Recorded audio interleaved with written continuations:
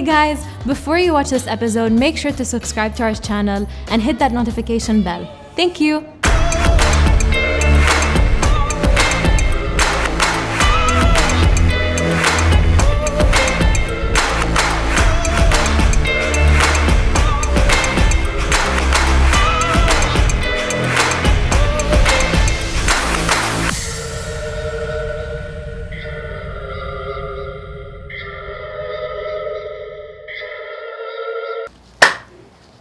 Hi guys. Hi. Hey. I think I don't like to say hi guys, although it's a very common way to say hi to people or a group of people, male and female, but I think it's incorrect and inaccurate. Why? So I'm supposed to say hi guys and girls, or hi ladies, or hi... We're guys, don't worry. You know what we do in Texas? Tell me. We say, hey, y'all. I think I should say hey y'all. Hey, And I always think, why do we say that? It's not very accurate, you know? And Yeah. It's the same with saying, hi, babe. Babe can be applied, you know? Yes. So today's topic is a cool topic. I have lovely people with me from Yousra, Mo, and Michelle. Hi. It's such an Hey. interesting mix of human beings in one space, in a cool space. I And I love the place, I have to admit. The place is amazingly beautiful. It's like a museum. So nostalgic, so beautiful, so, oh my God. The past was so good. How did you find this place? Like, I walked in and I had no clue we had this in Jeddah in Saudi. It's just really strange. Amazing. Man, it's a place you can sit for hours and just explore literally every item he's collected.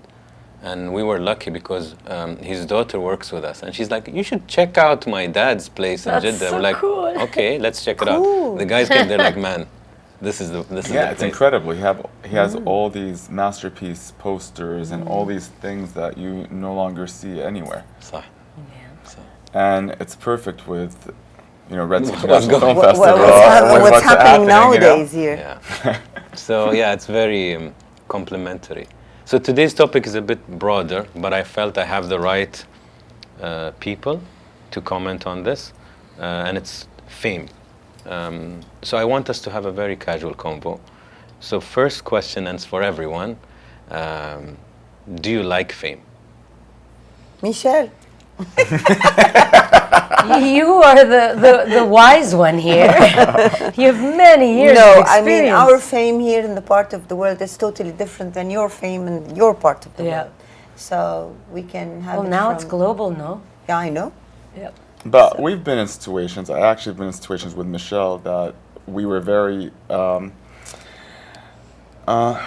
upset with the situation of being famous. We were on planes where she's sleeping and somebody sitting next to us would go up on a camera and take a picture, and I would be like, why are you taking a photo of her? And in the airport, once we had an emergency, a family emergency, and she was going through something, and we were walking through the airport and everybody wanted to stop and take a photo with her. And she's literally on the phone dealing with a crisis. So that's one Yeah, thing. my brother was in the hospital and I'm crying.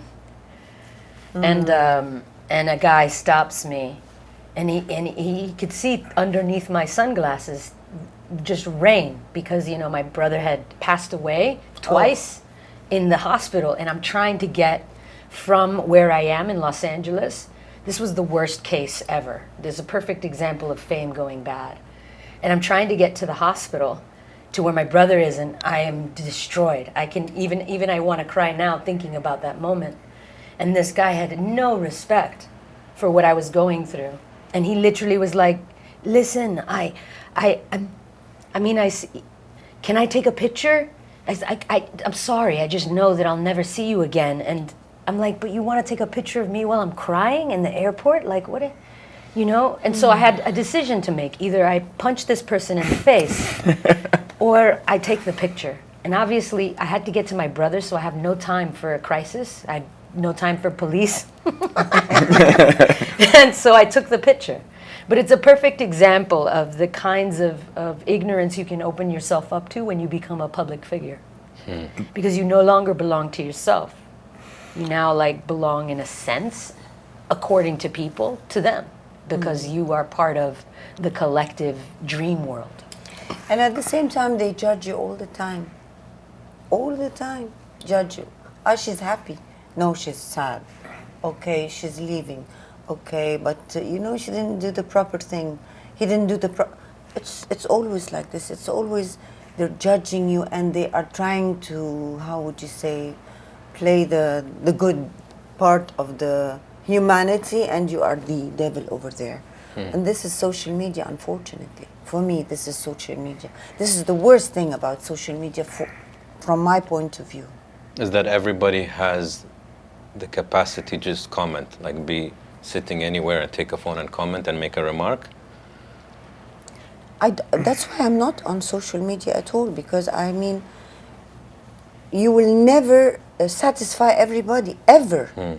This is a rule. But I think it's a decision you take or make when you decide to be part of an industry, or whether you want to be an actor, a producer, like just a public figure. It comes with the job, so I feel like you have to accept it and live with it. And also criticism, like I know there's a lot of criticism there, good, bad. So once I've been part of this industry, all the criticism is aside, I don't care what people say. Like literally, I have selective hearing.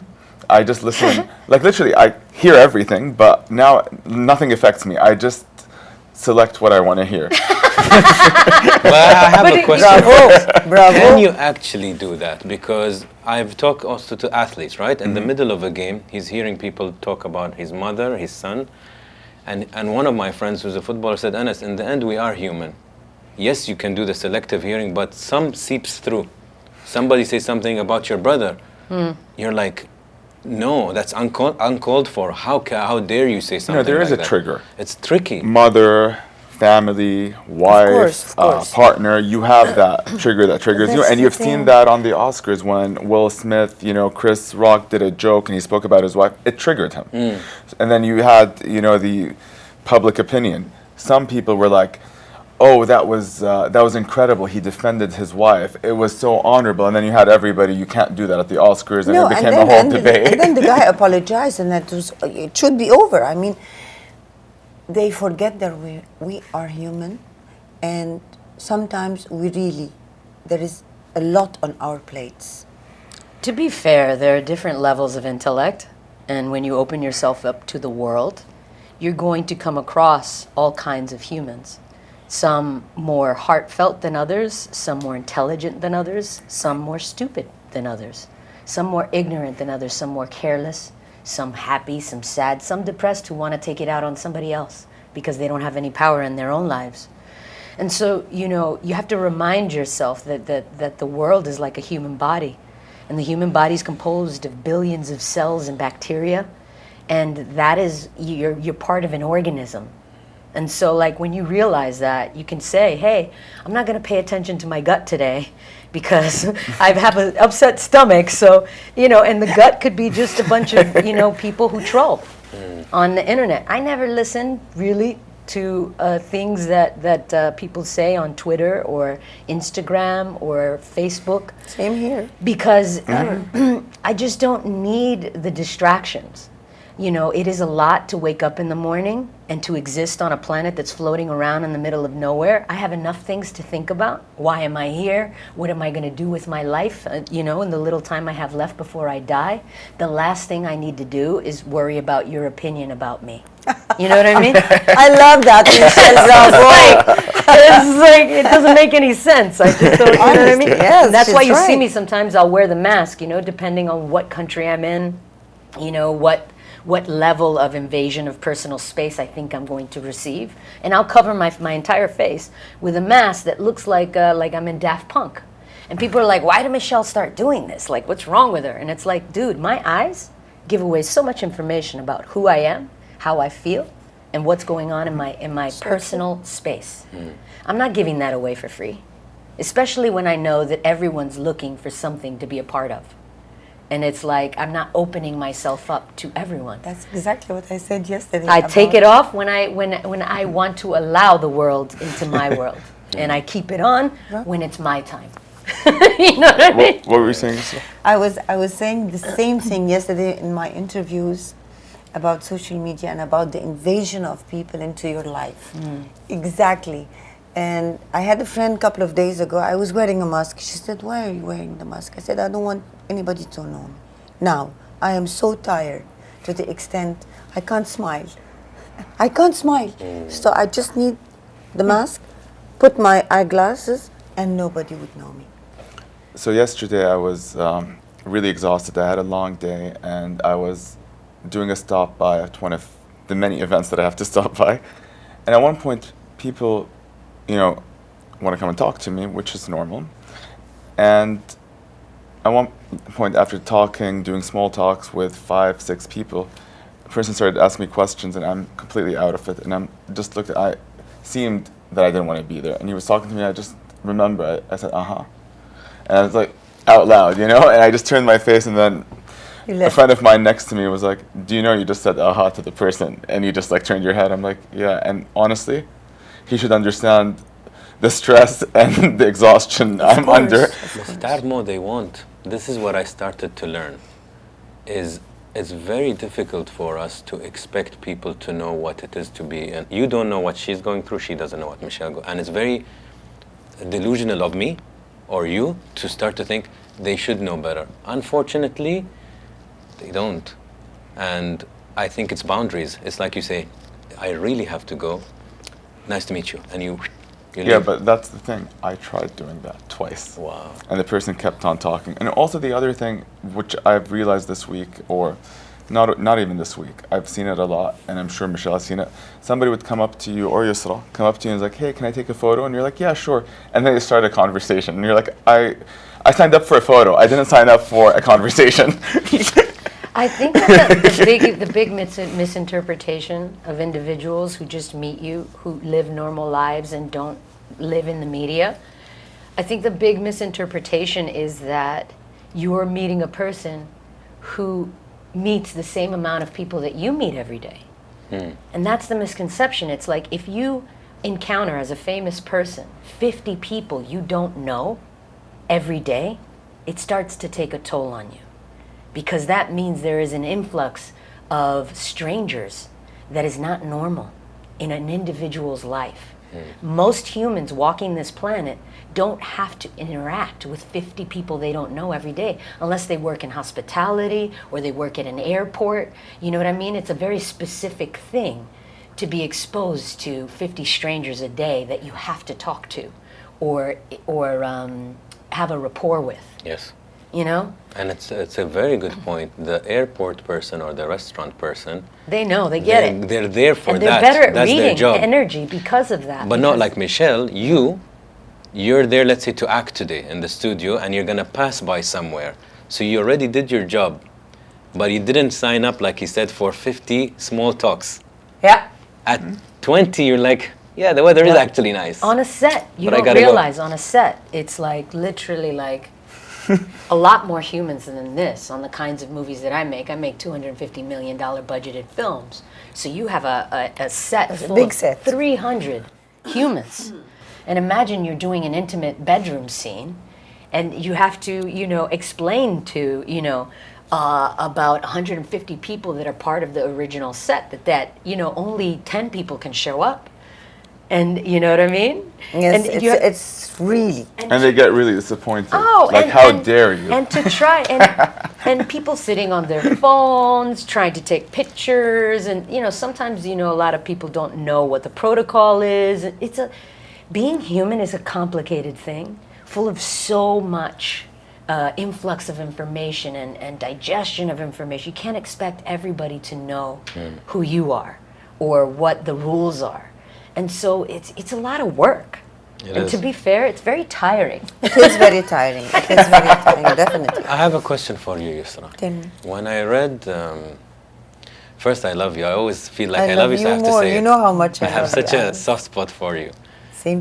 Who doesn't? I know, right? She has a magical energy. It's crazy. Like I've met so many, famous people, but some people, they go inside. But that tells you that she's a real star. And I always say this to people. A real star is the most humble and most effective and most charismatic. And that is what she is. We're so lucky to have her in our Oh my God. part of the world. So the Come on, question- guys, I'm very shy. You were telling me I'm shy. You are very shy. Isn't he? Yeah, he is. He is. She's your friend 15 years ago. I mean, she knows. Even. She knows also the movements and gestures. She always makes fun of me. This is Mo in a picture. So the question is, I read when you started your career, and then I'll apply it also to you, Michelle, that when you started your career, you weren't trying to be so selective about your roles. You wanted just to be famous. There, yes. There. That So was the is first 2 years of my life because I didn't know what to choose. I just wanted to be there, to be known.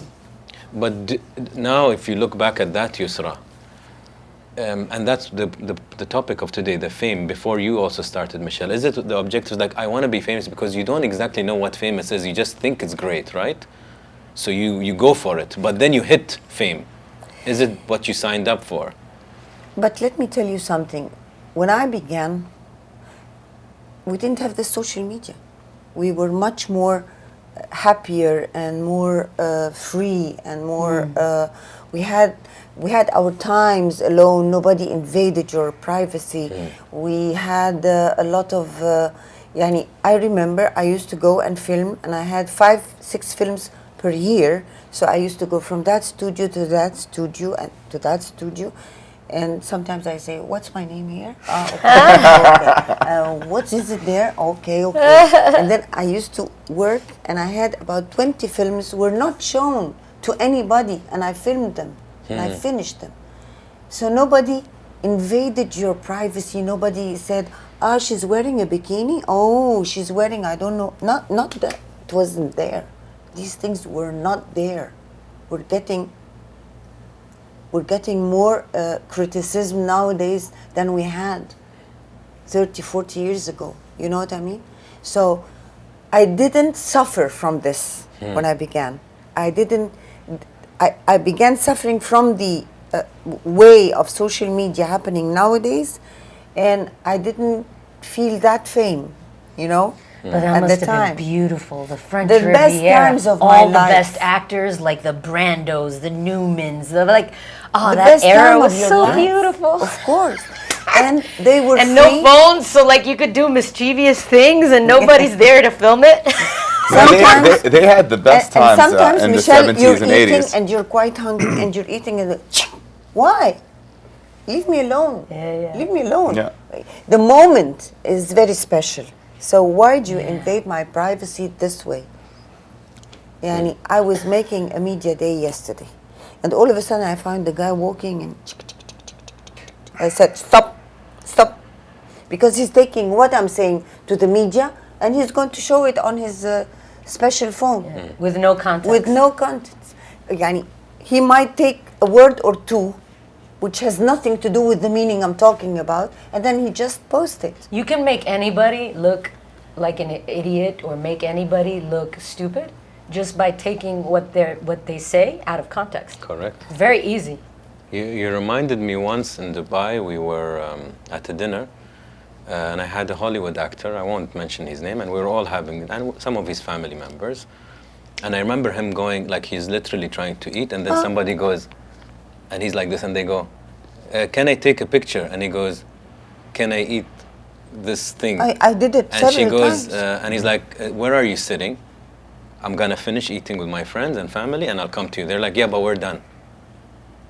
And I found that Okay, so go home. Exactly, and I'm like, it's so selfish. Of Like course. if you really want the picture, wait for him to finish. طبعا. He's told you he'll come to you. But it was no regard, No, you know what? أدب يعني like etiquette. ethics should be there, whether you are يعني graduated from Harvard or from anywhere. It's ABC. It's ABC. You don't need to go to a school to know what is ethics. You don't need this. You need to understand human nature. I mean, until now, if I found somebody older than me, I would stand up because I learned this in school.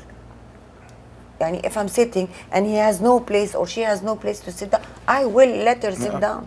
No, but that doesn't exist these days. I always at see, all. I always see it on planes. You have older women and you see guys my Yes. age or younger, and she's like grabbing her bag a man should go and offer to help, even when she's going down the stairs, you know, like, Yeah. or like you're in the bus to the terminal, the guys are all sitting, and these older women or older men are standing, and they're not even. Exactly. I feel like the world has become very transactional.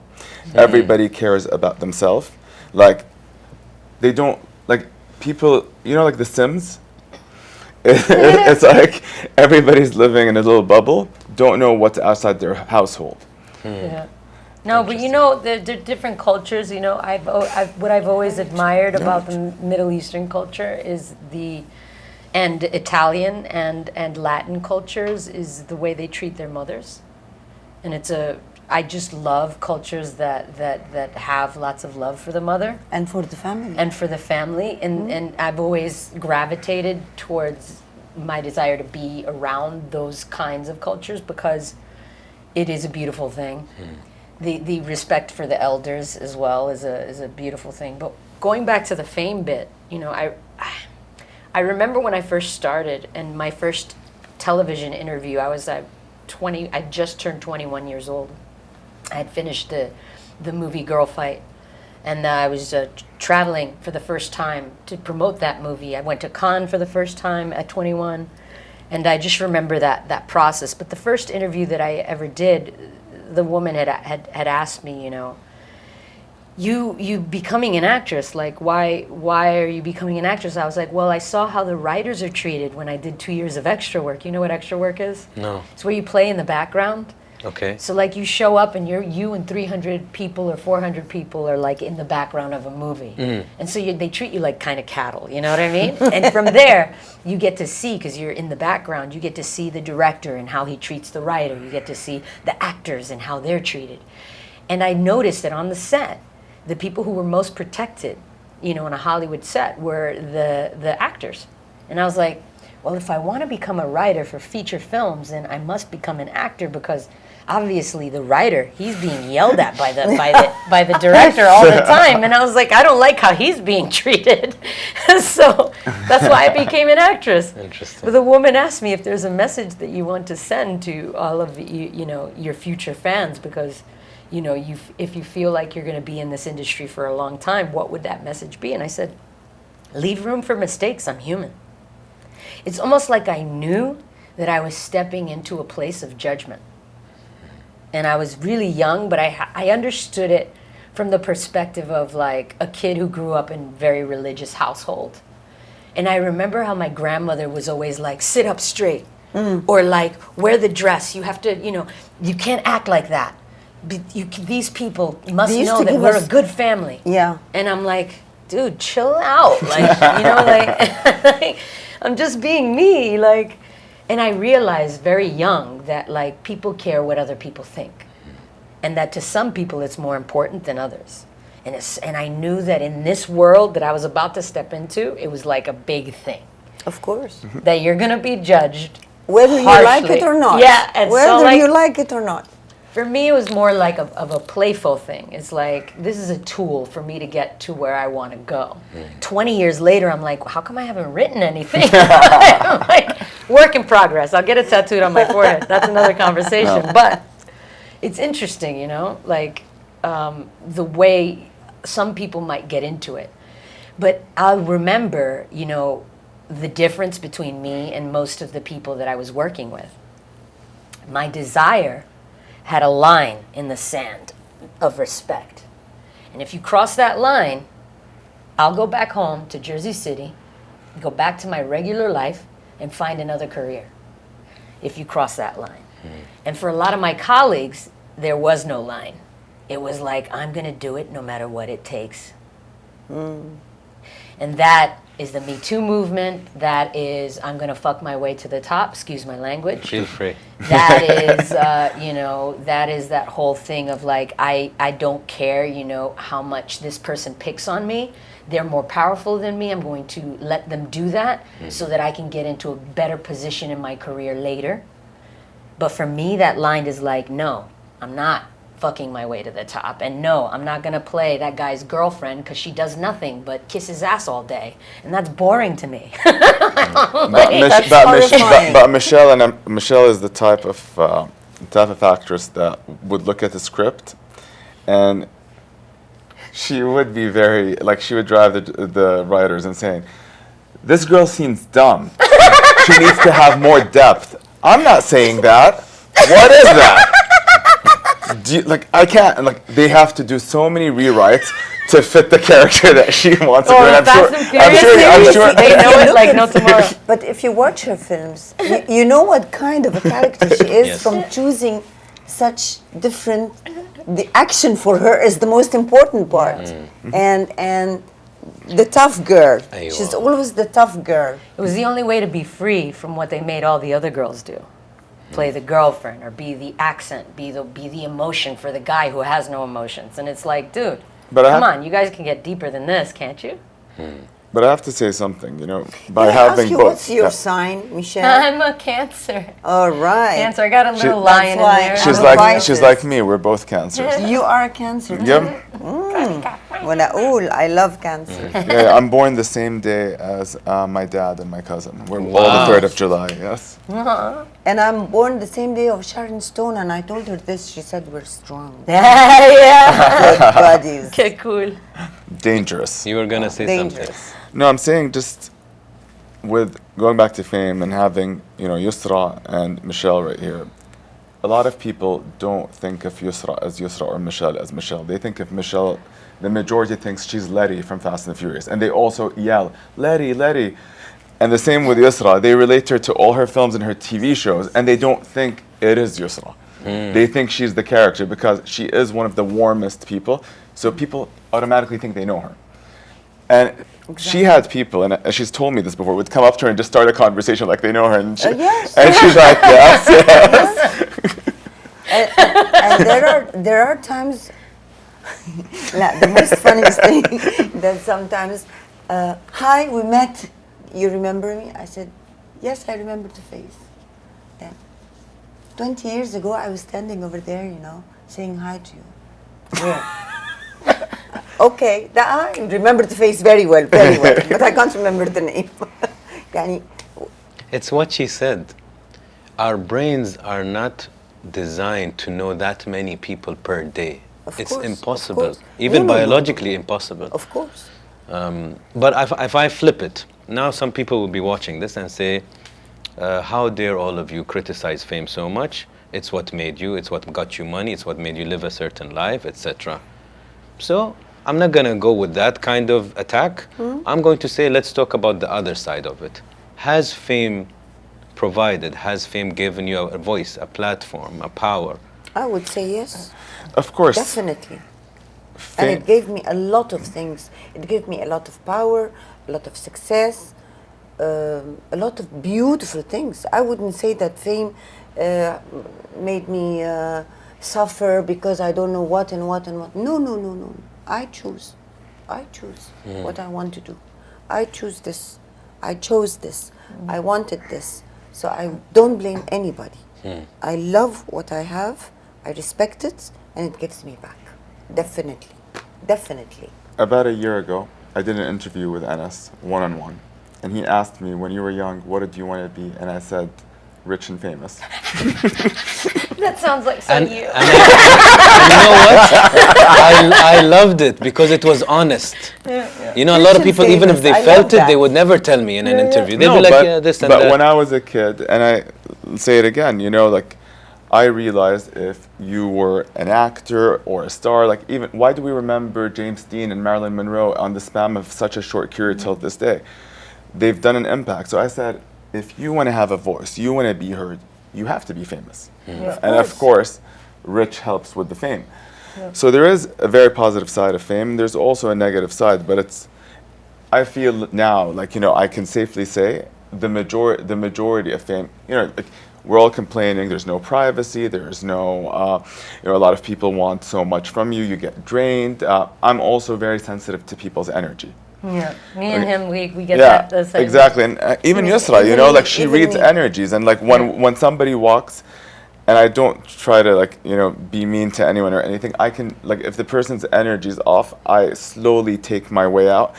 Also, a lot of my friends think I'm a little bit crazy these days. I have sage with me, crystals. Like I play the. I believe in the bad eye. Yeah. I play the Quran in the background. Like literally, like I'd be going to an event and all the screens have Quran playing in the background. Because if I don't have time to read it or read some verses that I believe in, at least I'm listening to it.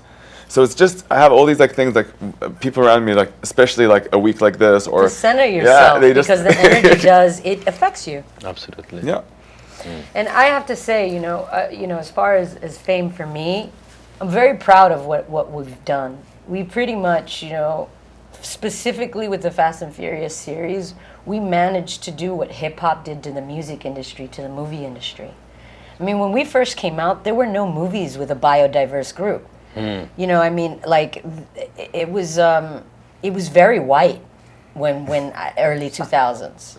Like now, everybody sees how much money you can make making movies for the world instead of America. Like they realize, 75% of the money in the rest of the world is a different color. Like, yeah, you know what I mean? And you can make lots of money. And it's like, they needed to like see an example, and we were that example. So we I went never global thought of really that. quick. And for me, when I go and I travel around the world, like when I get stopped in Africa while I'm in the middle of the desert of that's a Gobi Desert. When I'm in Africa or in Mongolia, and I'm signing an autograph for an eagle hunter, from Kazakhstan, or I'm in Africa and I'm signing an autograph for a bushman. That to me is sincere. I make movies for the working class. I make movies for people who are pretty normal, living around the world, and so I never feel bad because it's not bougie. Like the kinds of people, when I go to America or whatever, and I'm in a city, I'll get that kid who wants the picture so that he can get more likes on his Instagram. But for the most part, when I travel around the world, whether I'm in Laos, Cambodia, or, South America, the kinds of people that come that want a picture, it's sincere because I grew up with them, and they really do just have they care about me. They really like me, and it's sincere. You know what I mean? It's not this. I want more likes on my Instagram fake kind of energy. It's a different vibe. So I can't say no. You know what I mean? Of course. Like here, because I took pictures with all they of love the you kitchen genuinely. staff. But they love you genuinely. Yeah. That's why I always say I owe people who loves me a minute of my time. Definitely. Absolutely. I owe them this. But give me my time, give me my energy so that I can continue. It's not that I don't want to give you my time and you're invading only my privacy. No, I am trying to give you a bit of my time, but appreciate. Yeah. Appreciate that. I do appreciate their love very much. I do believe in their love because you can feel it in the eyes, the way they look at you, and the way they ask you for it.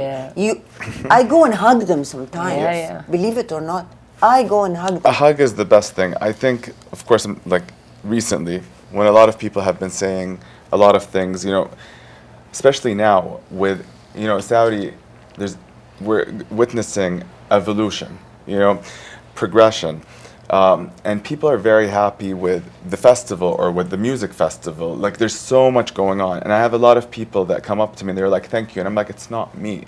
But then they say a few words and I don't know what to respond to them, So I just started hugging people lately. Somebody would give me a compliment and it's like, it makes them so happy. But Mo, believe it or not, I've been here last year in the first edition. And this year, there's 100 times better than the last year. It's huge. It's huge. It's big. It's nice. Why is it more important for you to bring all of these famous people in one place? Like even before this conversation, he told me, Anas, by the way, Yousra met Michelle and Michelle met Yousra, and man, they loved each other. Yes, I fell in love with And I was thinking, how interesting. And also, I am not, forget that I'm an actress, but I loved her acting, and she didn't disappoint me as a human being when I met her. You see? That's important. She didn't disappoint. On the contrary, I've met someone big one day. I swear, I couldn't bear to look at her. They couldn't. change your image of them. And I loved her as an actress. One, I met a few. I remember one, and the influence was horrifying. Yeah. I had to.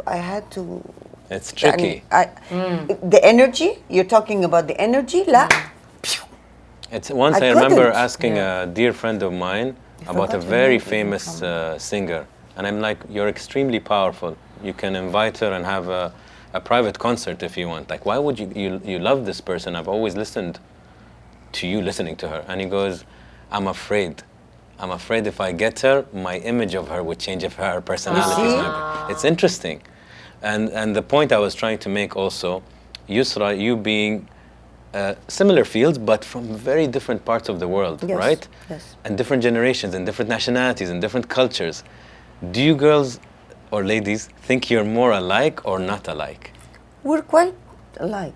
We're quite close to each other. Maybe her experience, They're because dangerous. she's young. Because she's younger, maybe I got more, yani, She's more Cleopatra. I'm more warrior princess. Hatshepsut. Yeah.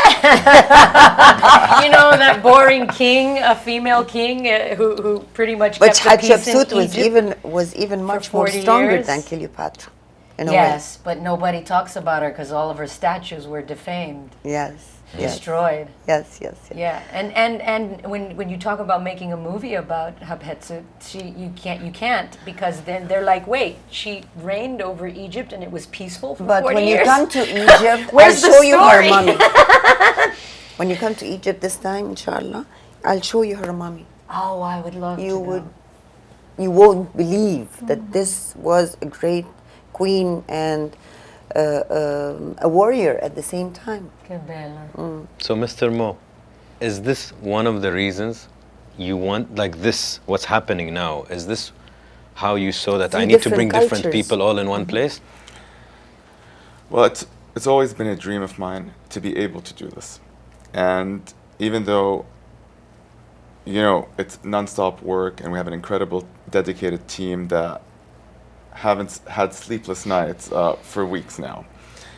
At the end, when we see what's happening, bringing cultures together, bringing the creative scene from all over the world together. You know, we are an international festival here at Red Sea, but it's not only, our focus is not only the Arab, Saudi, and the region, or Hollywood. Right now, you've seen everybody from Guy Ritchie to Sharon Stone to Spike Lee and to many more respectful industry people doing their talks, engaging.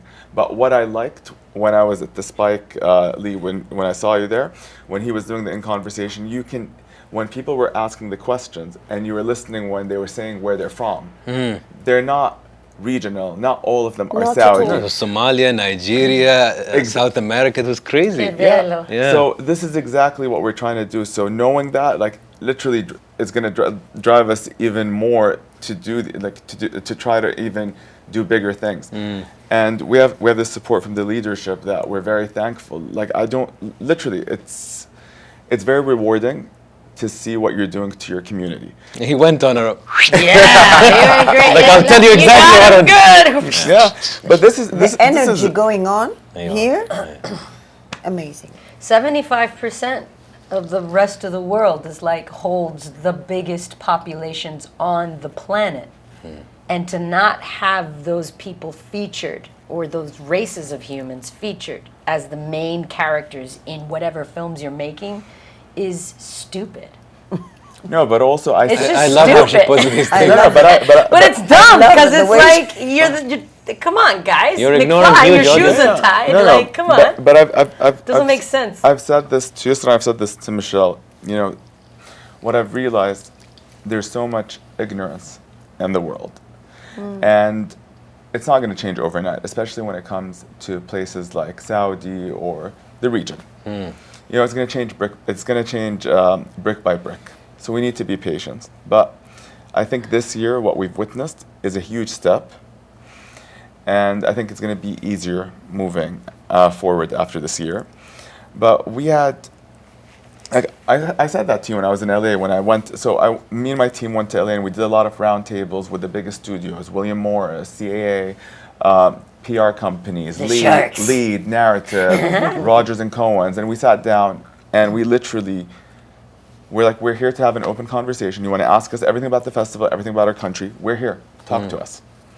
And it really did change. And he has a lot of patience to listen to any kind of, if I tell him, oh, something went here, I don't know what, he'd tell me, it's going to be fixed.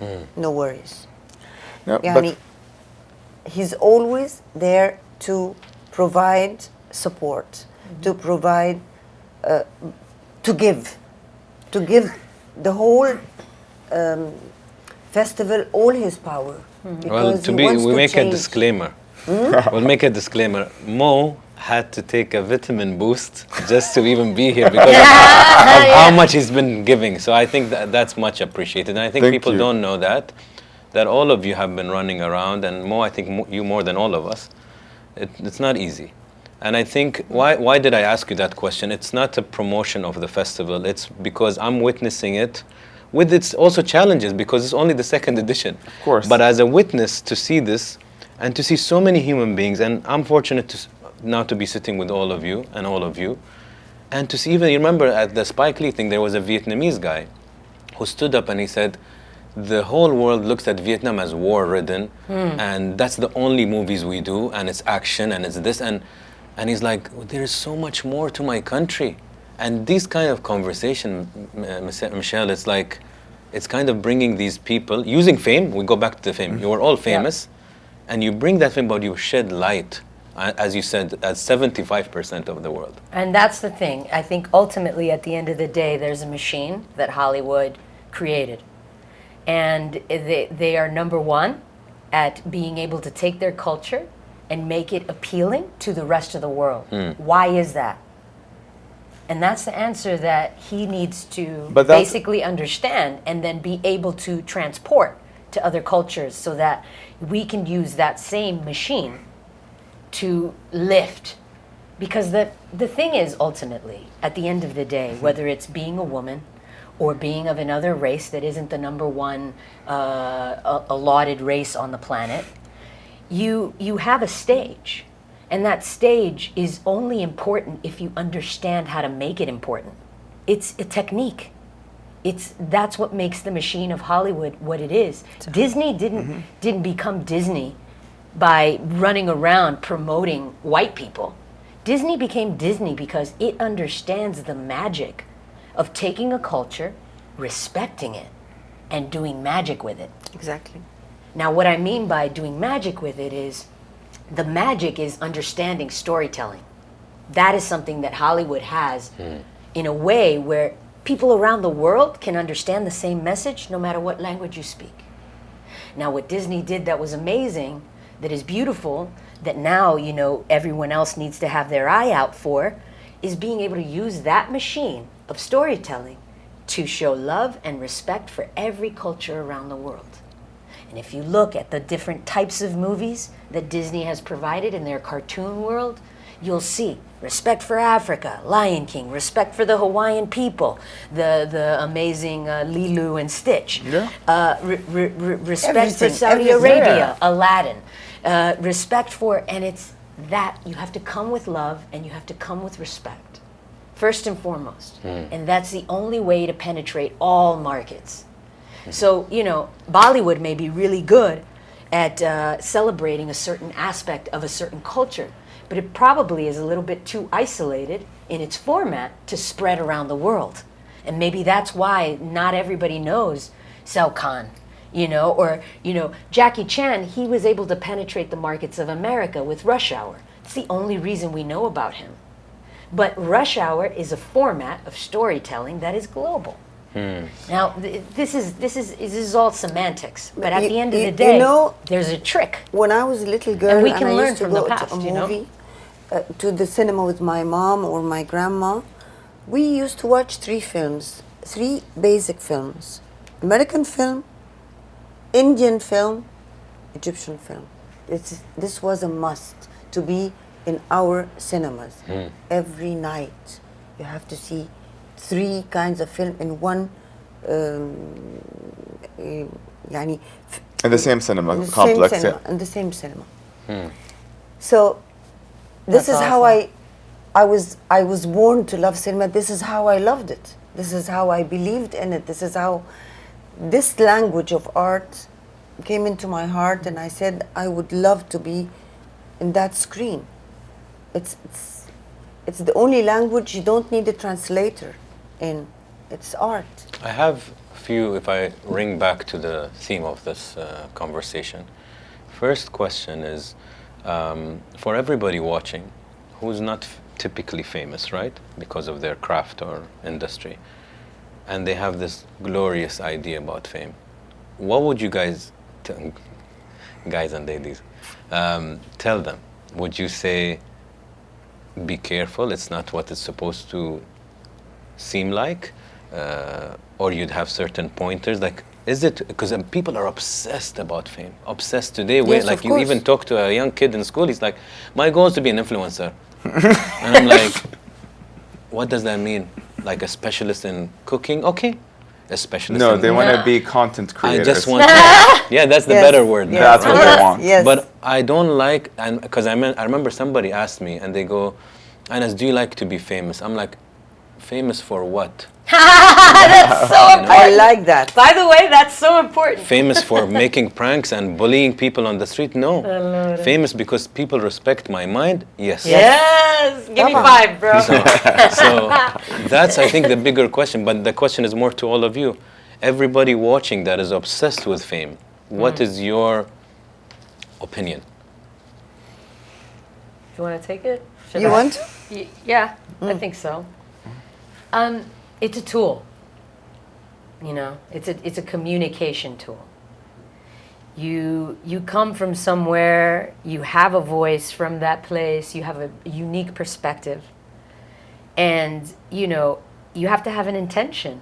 In my view, empty fame is the kind of fame that leaves you wealthy and depressed. Yeah. And so if you just want to be famous and you don't have an intention, you don't have a something to say, you may get there and make lots of money and be in the private jets and fly all over the place because you understand the trick to either sell sex or sell more fame. And, you know, like a rapper or, you know, some amazing influencer, you might get to exactly where you thought you wanted to be. And then you're surrounded by a bunch of leeches who only want to be your friend because you're in a private jet. And you're surrounded by a bunch of people who don't have depth or quality. And you can't find love anywhere. You know why? Because you only have a couple friends from when you were poor. And now that you're rich, you don't know why the persons love you.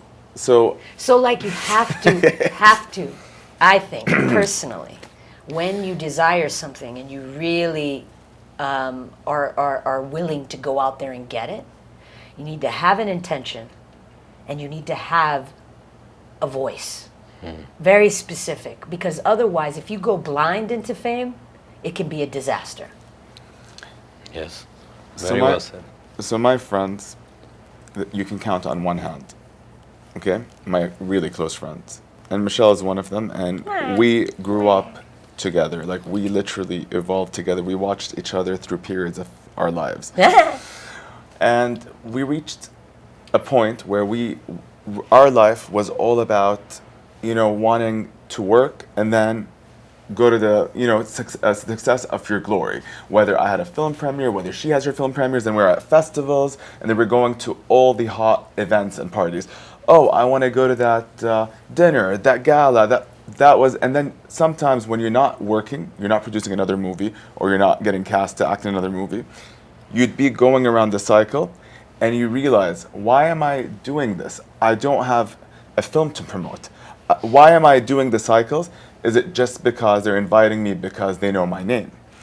And you realize that you're really empty because you're just part of a circus. You arrive, you take photos at a photo call, and everybody's just talking that you're there and what you're wearing, but nobody really talking about your project. And then that's when you realize what you're doing is empty. You need to get out of that thing. But for us, well, it's safe to speak about you. Yeah, you know me enough. Sometimes it's dragged. Instead of a year or two, you're doing it for 4 years. And then you're like, let's get out of that box and go and focus back on work. And I'm really happy that we've witnessed that. But now when we go to events, and Yousra has witnessed that also, we like to sit in a corner and not talk to anyone. we do everything that we're told. We arrive, you do the photos, the interviews, we say hi to a few people, and then we just sit in the chair and not move till the end of the evening. But you're an interesting case study or an example, because you're not an actor, but suddenly, even you've been associated, because you've had a long career of knowing a lot of popular people, but now it's catapulted for you. So for somebody who you called shy, and you call them shy, he is suddenly now forced to be social, or expected to, and take pictures and have a conversation. So we go back to the question, how would you tell people when they're obsessed about fame? Is it cut to what Mo thought when we talked and you said, I want to be rich and famous? Is it what you pictured? It's not what I pictured, definitely, but it's not for everyone. My personality, I think, is I'm very calm most of the time. 95% of the time, I'm really calm. You can tell me a tornado happened. I'm like, cool. This person, like literally, I'm completely, So I think fame requires a lot of calmness and a lot of acceptance of, there are things that are going to happen that are out of your control. definitely. And you just have to have the mentality that you let it be. But I do get triggered sometimes. And I think that is the bad side of fame. Because you might blow up and people might be there, they would witness it, and you don't want them to witness it. Or you would respond to an email while you're upset. And you would write some stuff and then you're like, my name is on the email. Maybe I shouldn't have wrote the email. Maybe I should have asked, an agent or an office manager to write the email so I don't look like the bad guy. It's nice how you said it's not for everyone. Yousra. I would add, I'm with them both in what they said, but I would add a little bit more. If someone wants only fame, he can get it just like that, with no effort. He can, or she can, but it never lasts this way. You need to work hard, you need to love it. You need not to love fame, to love your job, to love what you do, to respect what you do, so it pays back to you. And at the same time... Like a garden. Exactly. And at the same time, you should know how to use this fame for the best, to offer the world the best out of it. Not only money, not only success, not only... No. There is something you have to give back to what you took, to give back to everyone in the society what you gained from such a fame, what you learned from such a fame, to avoid getting into the bad part of it, try to avoid. Yousra, I got asked recently in an interview, and I mentioned this also in another conversation. They said, what does fame mean to you, Anas? And I took a few seconds, I'm like, responsibility. Dude, you got the best answers, man. But definitely, Anas, but that's how you have to pay back.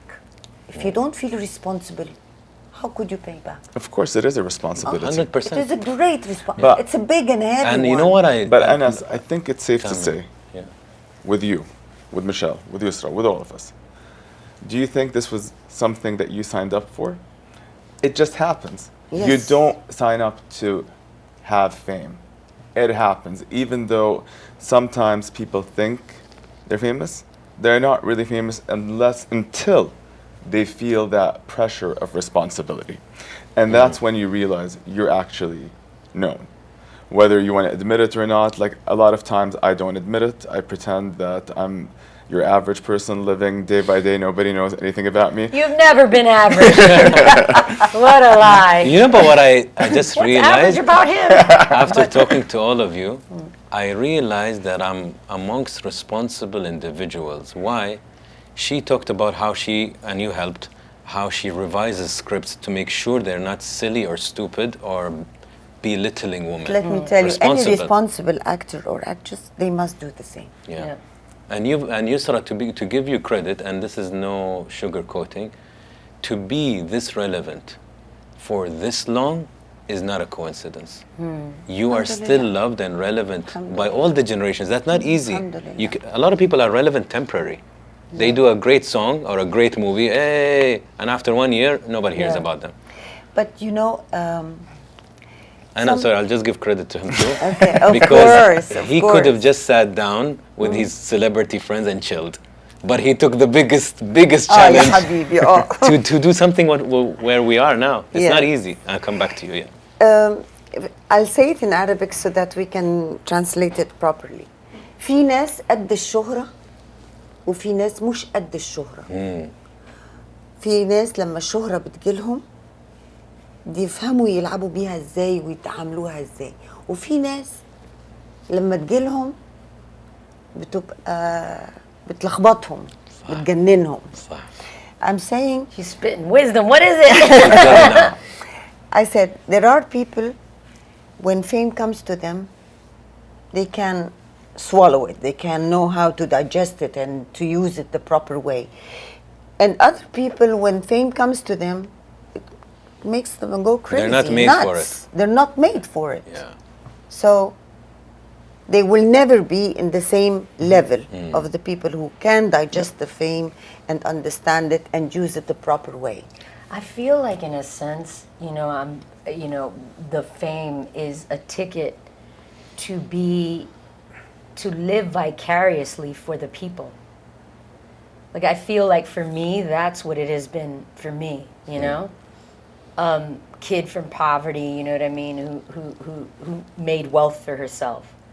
A kid that understands the importance of hard work, who knows what it is to suffer, who knows what it is to feel the pain of growing up with nothing. And the reason why I feel such responsibility is because I was on the other side as the kid watching the TV, and I'm like, why does nobody who looks like me there? And when you think about it as a person, whether I'm a woman and I inspire someone who's Italian, or I'm a woman who inspires a Spanish girl, being a woman is the ticket. Of course. And so I've been given an opportunity to be the voice of an all experience yes. for all of them. And so, like, that's why I feel like I have to change the script. That's why I can't play the slut. If I were common and there were lots of girls like me that did what I did, in Hollywood, I would feel free to play the fucking hooker because I can do that. You know why? Because I don't represent. There's many people like me This out is there. responsibility. So Correct. that's the responsibility. This is You know what I mean? responsibility. It's Yeah. the fact that there weren't a lot of women. There still aren't, Do Yes, you of believe, course. ladies, that it's harder for a woman to be famous? No. It's easier, I think. You think? Well, it depends, Depends what depends kind how of beautiful famous. you are. Depends how And beautiful what you are. depends Depends how how willing you what are to kind sell of sex. famous, as you said. No, what I mean is, if a woman is famous, do people criticize them and much more than a man, and a man gets away with much more? Because generally, Not- Men No, get away no, with no, being no. ugly. Not today. Men get away with being ugly a lot more than women can. You can't have like a unless she's a comedian. It's really hard to have an ugly woman be a superstar. But you can have an ugly, man be a superstar any day of the week. Yeah, of course, but It's interesting. There's more attention to the way a woman looks being a woman than there is for men.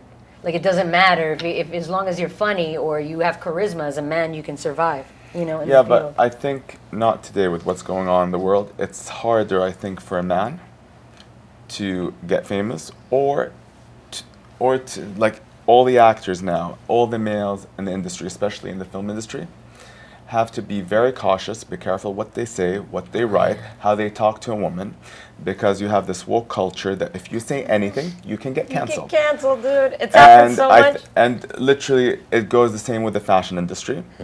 If you like, it's way worse for men.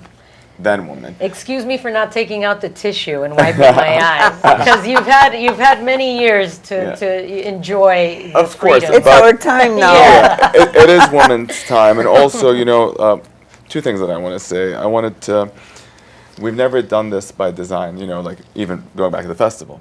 We're led by a team of remarkable women.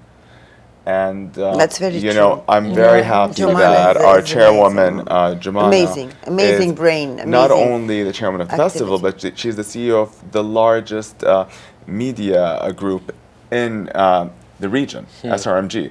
And to have her by my side and by the festival side was a huge added value. I can't imagine her not being part of this festival this year. Cool. So I think you guys are going to see us teaming together on stronger things in the future. But then going back to something you said that I wanted to highlight. You said I could have just been in LA, relaxing, chilling, having a good life, and being around a lot of my celebrity friends. I've lived that life for a very long period, and it was empty. And it didn't add anything to my life anymore. I met everyone. I don't call them friends, but I'm acquainted to everybody from Leo DiCaprio to every single star in Hollywood, whether it's fashion or film. But Kim Kardashian, all of them. I know all of them, and they know who I am. But in the same sense, did I want to be part of that when I'm not giving projects, when I'm not making change, when I'm not creating history for my country and for my people? No, it was literally empty. You'd be like a leech, imagine. Exactly. You know what I mean? What's the fun in that? There's no fun in that. As much as like, you have to create something through that.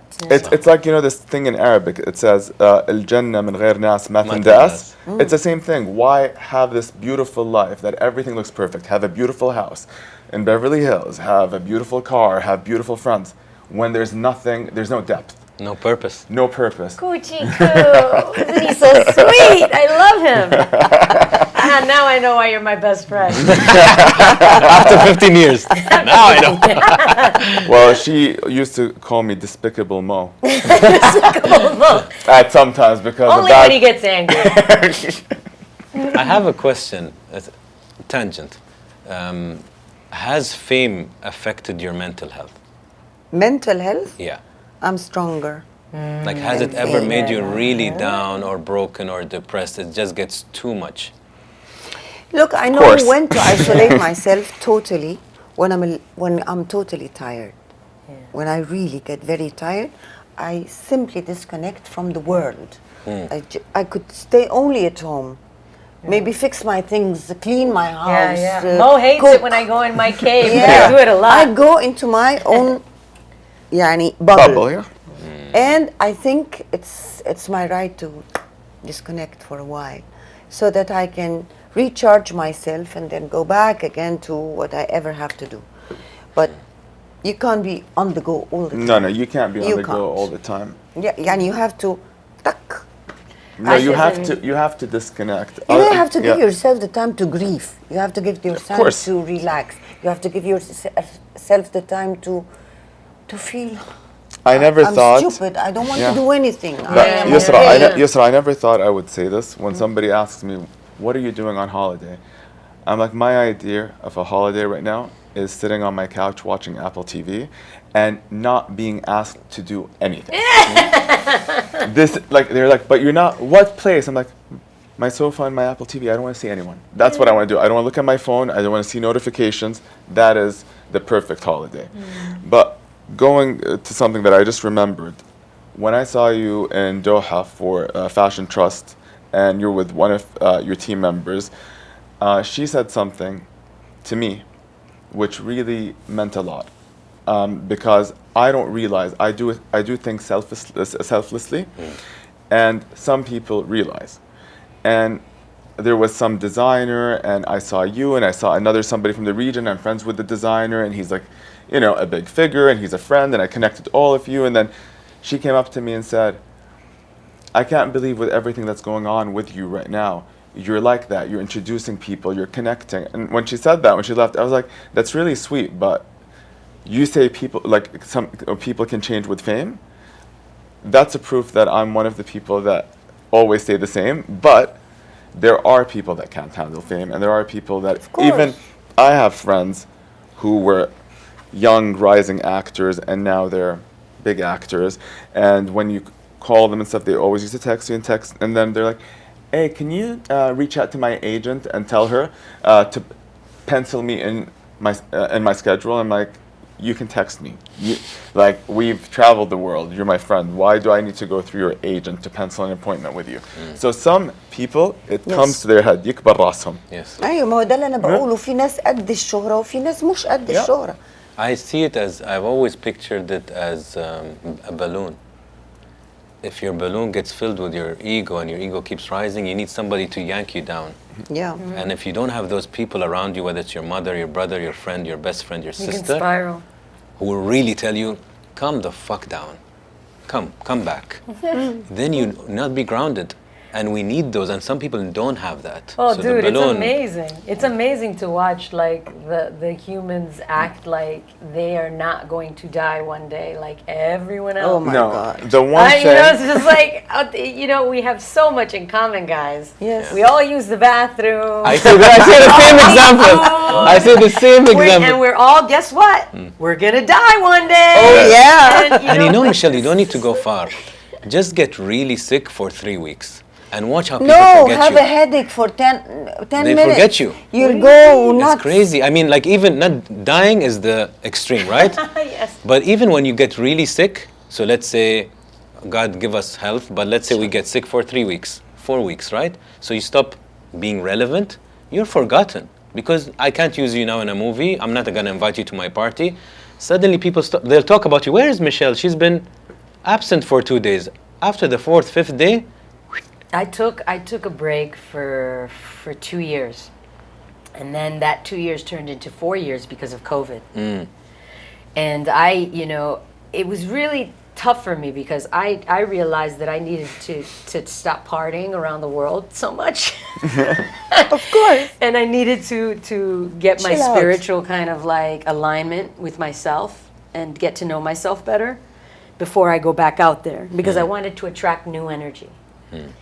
And being gone for 4 years, I'll tell you, it's amazing. It's like starting all over again, because when you are in the mix, it's energy that everyone has this excitement where they're following something, like getting on a boat and going on a tour around the world. Only this happens once a year, and it starts in the spring and it ends at the end of summer.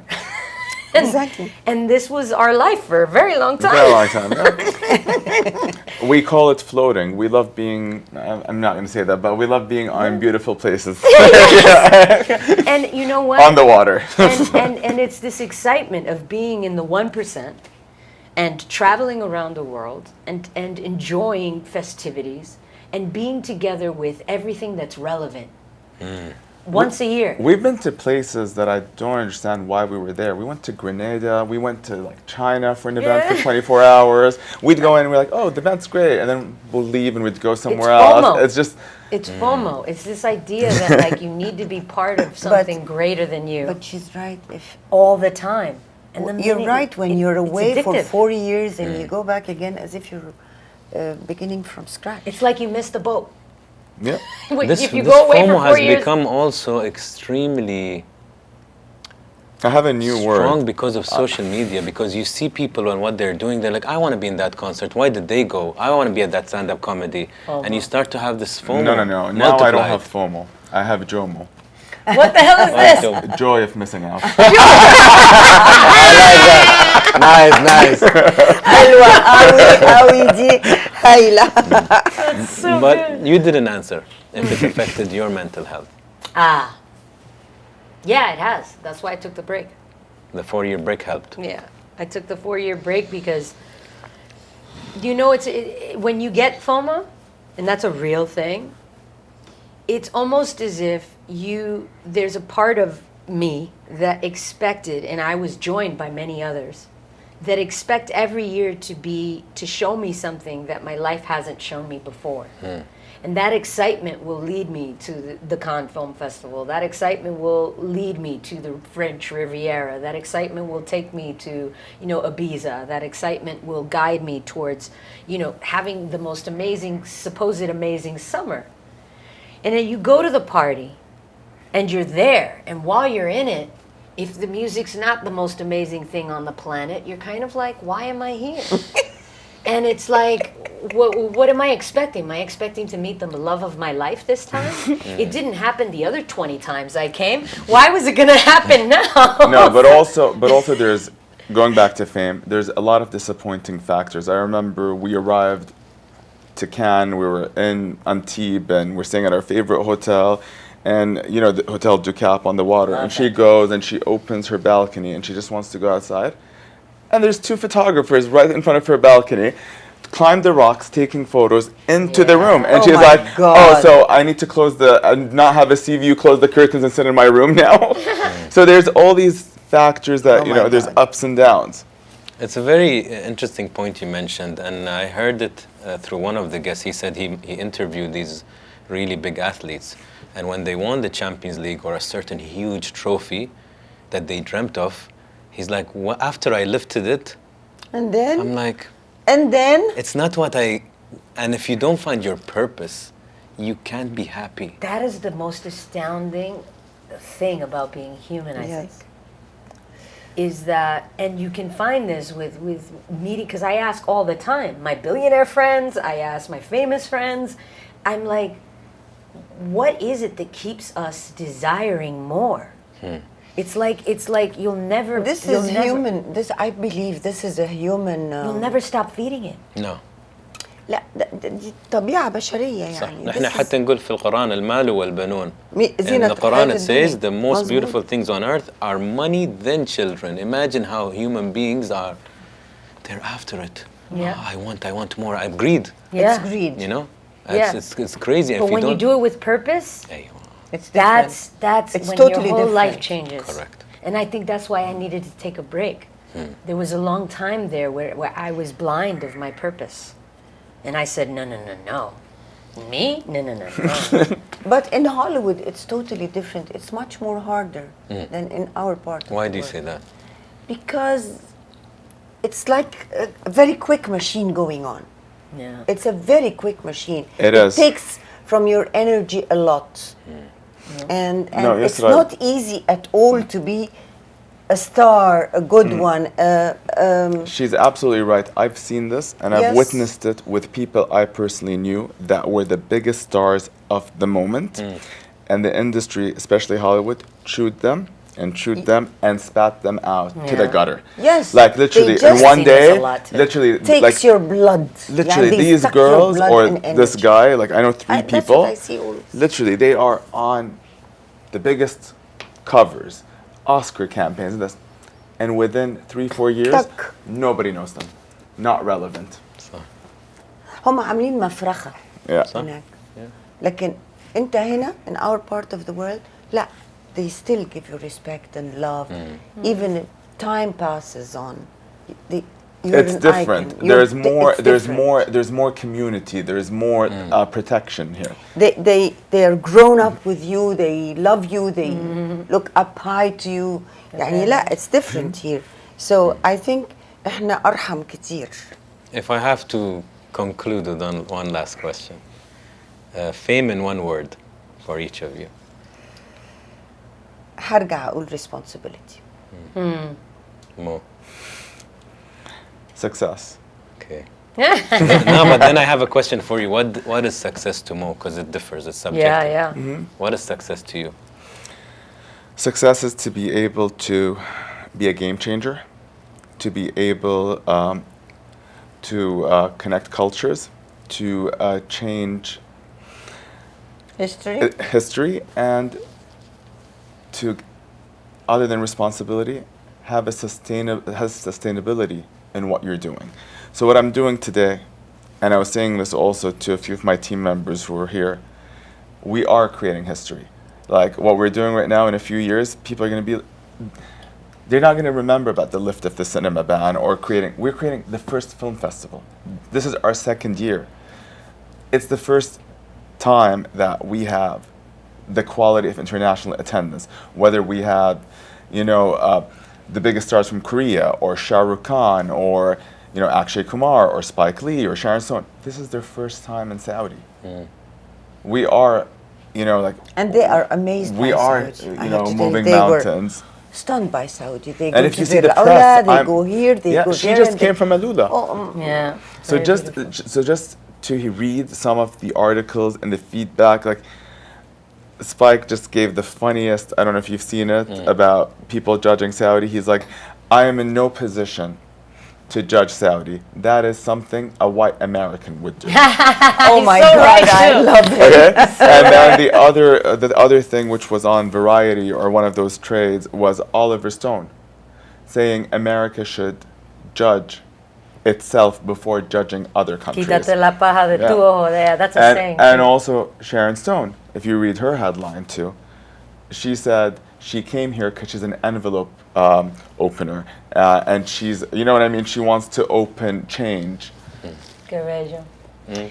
But honestly, who is in the position to judge another one? Nobody. Nobody. Why are we judging each other? Yousra, it's a funny point because I'm extremely logical in how I think, and I would think it's never apples to apples. Never. So Abadan. Yousra grew up in a certain way with certain context, certain challenges, certain pains, certain loves and happiness, right? So automatically I can't compare because I didn't live exactly, even your sister can't, Of course. who lived in the same house. So by any means of logic, you cannot. I can't say, for Mo it's easy. I'm not Mo. Yeah. How, maybe it looks easy, but if I can only judge if I went through exactly that story. People like to feel like they know their environment. Otherwise, the world is a very scary place. So I think it's a human trait to try to put anything in a definition, so that you feel safe in the world that you live in, But I think it's erroneous way to live, I mean, you have to judge because obviously I trust the lights in America. I trust that if there's a red light, more than likely, I'm not going to get run over, if I cross the street on a red light. But I won't feel the same way in maybe Africa, certain parts of Africa, or even in the Dominican Republic where my parents are from. Sometimes people run those red lights. So, you have to judge. You know what I mean? To survive in the world. Yes, love. But I at the don't same mean time- that kind of judgment. Yeah, but you know what I mean. But at Of the same course. time, I'm just comparing. Of course. But at the same time, it's in our nature to do it. Is what I'm saying. I forgive a lot of the people for being judgmental, but I do believe that we should evolve to a higher place where we don't. Absolutely. Of You know what I course. mean? And I think that's wisdom. Wisdom is to fight our nature of judgment, to reduce it. So the moment I see, I'm like, South American, I'm sure she knows how to dance. And then I'm like, Concha que chebari que chitula conga. Then I'm like, relax, Anas. Relax. You saw a few movies and now you have an image. So Anas, relax. I know. I Talk hate to it the when they person. do that. When they judge you by your race. Yeah.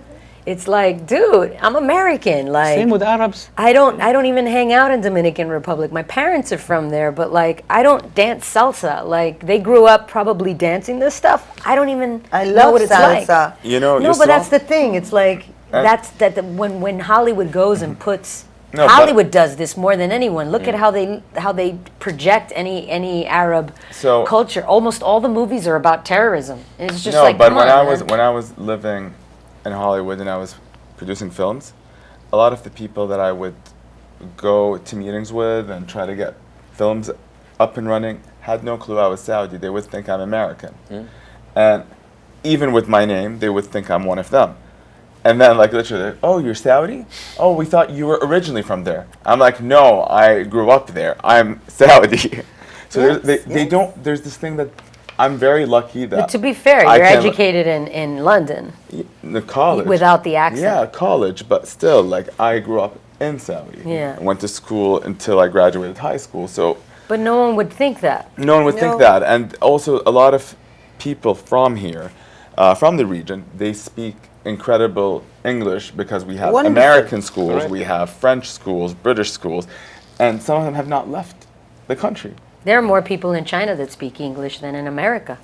Imagine. So, what's your word for fame? Ooh. I would say access. Interesting. Because I think that fame is a tool, you know, to unite. So it's like glue. You know, if you think of fame like glue and you're trying to make a collage, like fame will help you. Nice. You know? Okay. Thank you, guys. He's like, yay, access, We dude. said things with you we never said before. Yes, we Yeah. have. You are You're good, man. amazing. You must have been a psychiatrist in another life. Did they even have psychiatry back in the day?